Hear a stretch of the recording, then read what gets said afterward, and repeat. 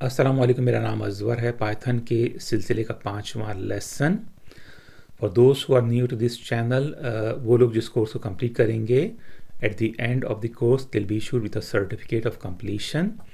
और असाइनमेंट्स भी करने होंगे। पहला बैच की एनरोलमेंट शुरू होगी जनवरी और फरवरी 2024 में, और उसके बाद देखा जाएगा। अगर इंटरेस्ट ज़्यादा रहा तो नए बैचेस भी आएंगे, वरना ऑफ कोर्स इस कोर्स को ख़त्म कर देंगे। आज के लेसन में हम सीखेंगे एफ स्ट्रिंग सिंटैक्स, जो कि फॉर्मेटिंग के लिए इस्तेमाल होता है स्ट्रिंग को। और उसके अलावा दो छोटे से प्रोग्राम बनाएंगे, एक पावर्स का और एक स्क्वायर रूट का। तो without further delay double click करते हैं अपने पाइचार्म के ऊपर। ये एक आईडी ही है, इंटीग्रेटेड डेवलपमेंट एनवायरनमेंट। आप कोई सी भी आईडी यूज़ कर सकते हैं, बहुत सारी आईडीज़ मौजूद हैं इंटरनेट पे, लेकिन हम यूज़ कर रहे हैं पाइचार्म, जो कि काफ़ी पॉपुलर आईडी है। इसमें आप अपना कोड लिख भी सकते हैं पाइथन का और रन भी कर सकते हैं।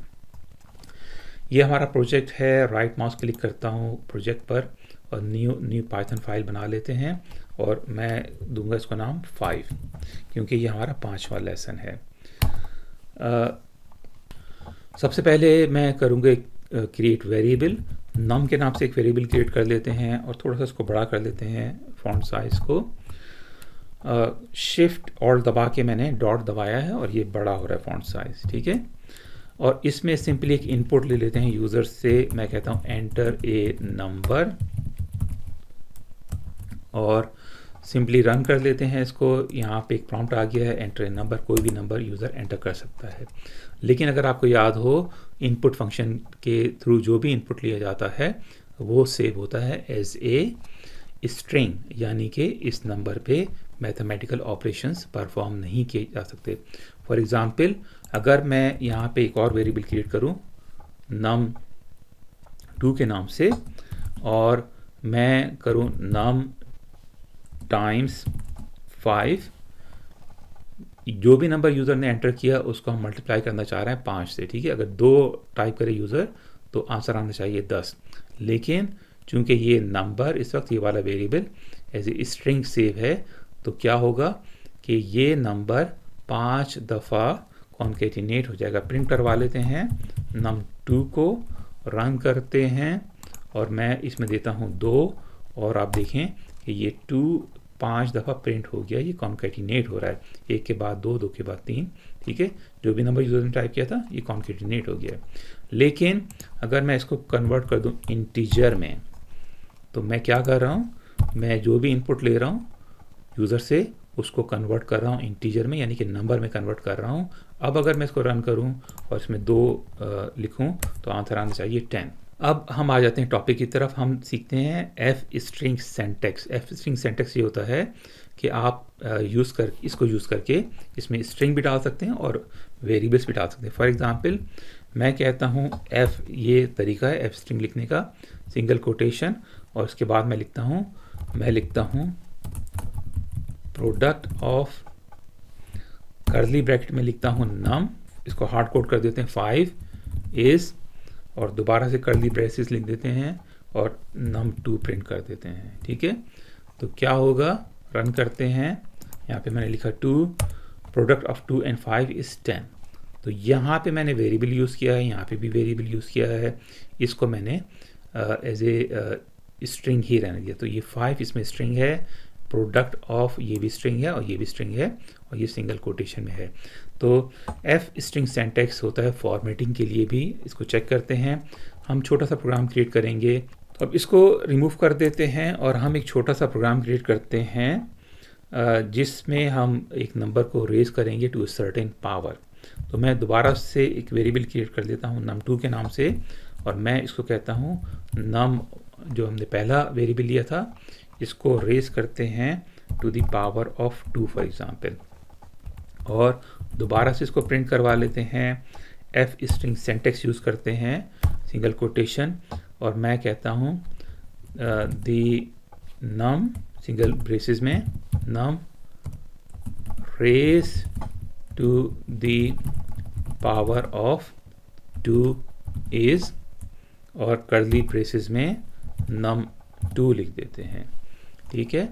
तो certain number raised to the power of 2 will be printed with the help of this line of code.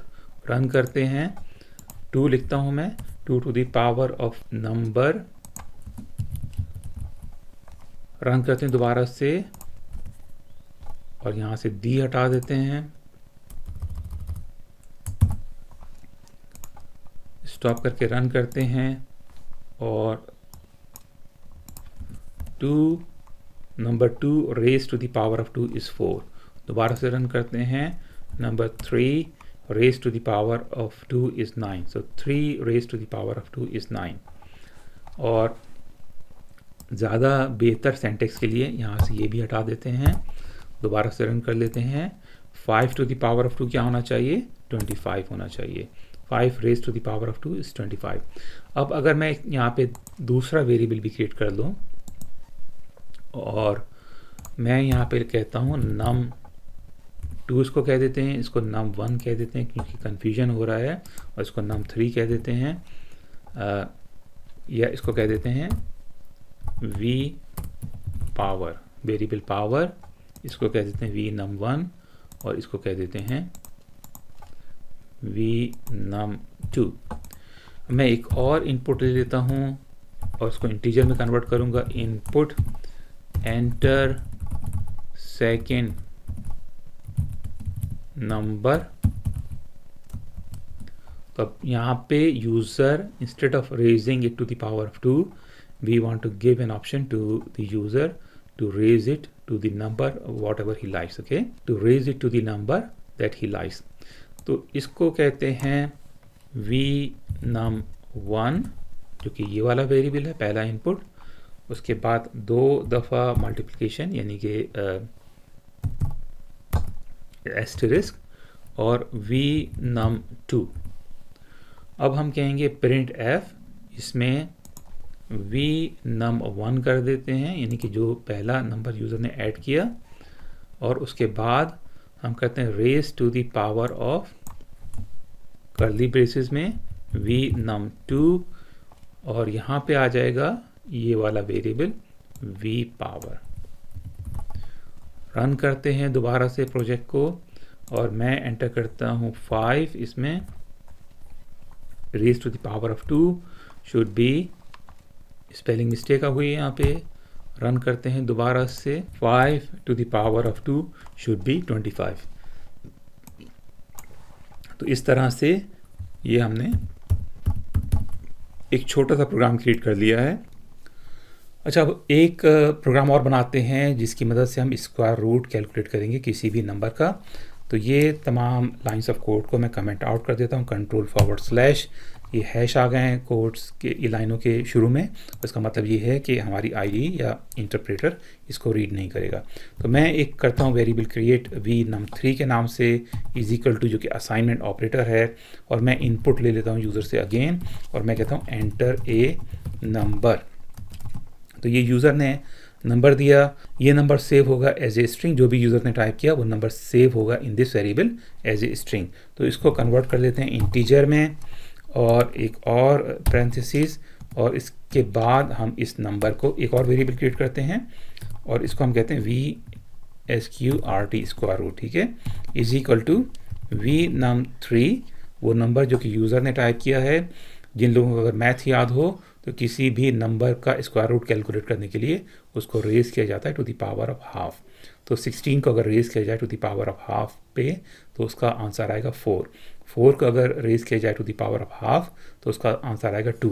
तो ये तरीका है मैथमेटिकली किसी भी चीज़ का स्क्वायर रूट, किसी भी नंबर का स्क्वायर रूट कैलकुलेट करने के लिए। तो उसको रेज करते हैं, और रेज करने के लिए 2 मल्टीप्लिकेशन सिंबल यानी एस्टेरिस्क, और इसको मैं मल्टीप्लाई कर देता हूँ 0.5 से, जो कि सेम है as raising it by half means raising it by 0.5।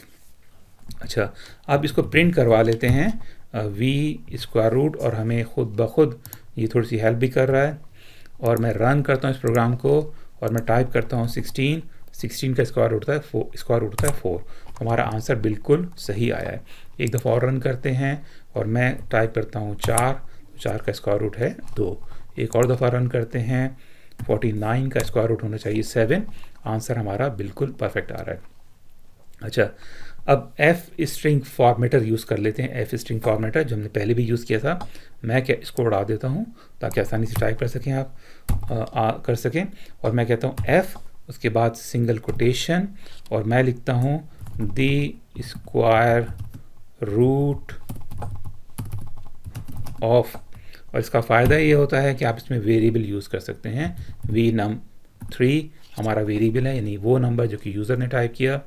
कहते हैं इसके बाद कहते हैं इज़, और उसके बाद सिंपली कर्ली ब्रेसेस में या कर्ली ब्रैकेट्स में हम वी स्क्वायर रूट का वेरिएबल प्रिंट करवा लेते हैं।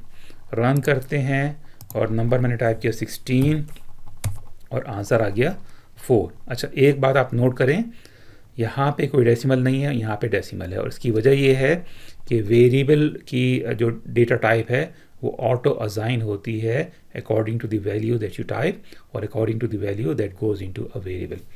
यहाँ पे हमने स्पेसिफिकली कन्वर्ट किया है वी नम को, जो कि 16 है इस वक्त, इंटीजर में, और इंटीजर में डेसिमल नहीं होते।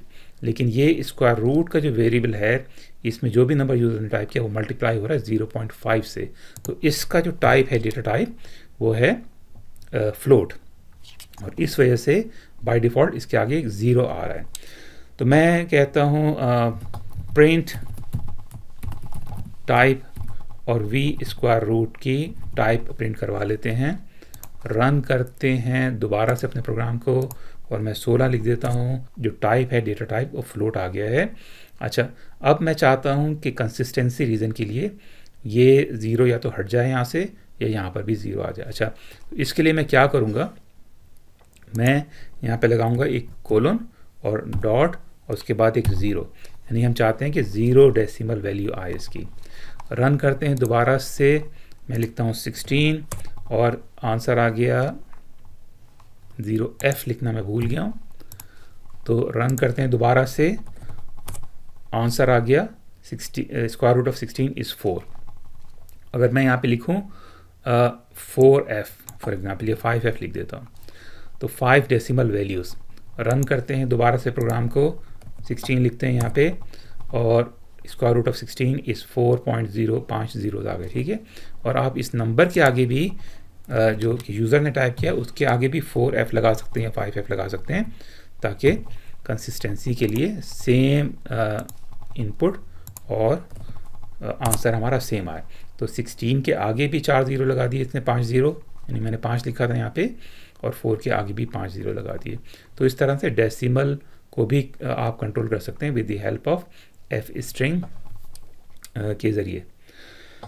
तो ये था हमारा स्क्वायर रूट यूज़ करने का तरीका। अच्छा, एक और इसमें तरीका ये हो सकता है कि मैं इसको दोबारा से कमेंट आउट कर देता हूँ, कंट्रोल/, इंपोर्ट कर लेते हैं मैथ के मॉड्यूल को, और मैं सिंपली कहूँगा वी नम 4 के नाम से एक वेरिएबल क्रिएट करते हैं, इनपुट लेते हैं दोबारा से यूज़र से, और हम कहते हैं एंटर ए नंबर।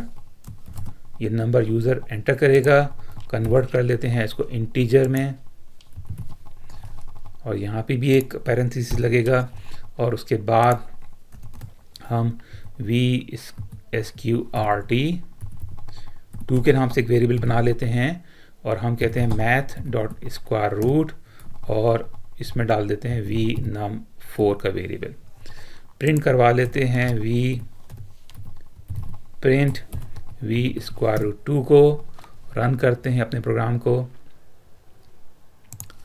और टाइप करता हूँ मैं 16 और आंसर 4 आ गए, ठीक है। इसको भी एफ स्ट्रिंग यूज़ करके आप फॉर्मेट कर सकते हैं, और यही आपका असाइनमेंट है, यानी कि ये लाइन ऑफ कोड आपने यहाँ पे भी लिखनी है। तो ये छोटे से 2 प्रोग्राम थे, और ये you can build your knowledge one by one. Like जब आप मकान बनाते हैं तो ईंट के ऊपर ईंट रखते हैं, तो ये वही काम हम कर रहे हैं कि छोटे छोटे से कुछ हमने प्रोग्राम बना रहे हैं जो कि, और उसमें छोटे छोटे कॉन्सेप्ट्स आपको एक्सप्लेन हो रहा है। फॉर एग्जांपल, ये बड़ा स्केरी होता है किसी को ये देखना कि ये क्या लिखा हुआ है, समझना। जब कोई भी नया यूज़र इस कोड को देखता है तो ये F लिखा हुआ है यहाँ पे, और उसके बाद ये ब्रैकेट्स बंधे हुए हैं, तो ये ऐसा लगता है कोई फॉरेन चीज़ है, कोई आसमान सेलेस्टियल लगता है, यानी कि आसमान से आई भी कोई चीज़ है, कोई लैंग्वेज है जो कि लिखी जा रही है। हालांकि अगर इसको एक्सप्लेन किया जाए और आप समझने की कोशिश करें तो ये काम बड़े आसान हैं। तो बिल्ड करना, अपनी नॉलेज को प्रैक्टिस करना, ये दोनों के दोनों या 3 प्रोग्राम जो मैंने आपको बताए हैं। ये प्रोग्राम जो मॉड्यूल हमने इंपोर्ट किया, this is similar to importing the turtle module जो कि हमने पहले लेसन में इंपोर्ट किया था और जिसकी मदद से हमने ज्योमेट्रिकल शेप्स बनाई थी और उनको एनिमेट किया था। मिलते हैं अगले वीडियो में। अल्लाह हाफिज़।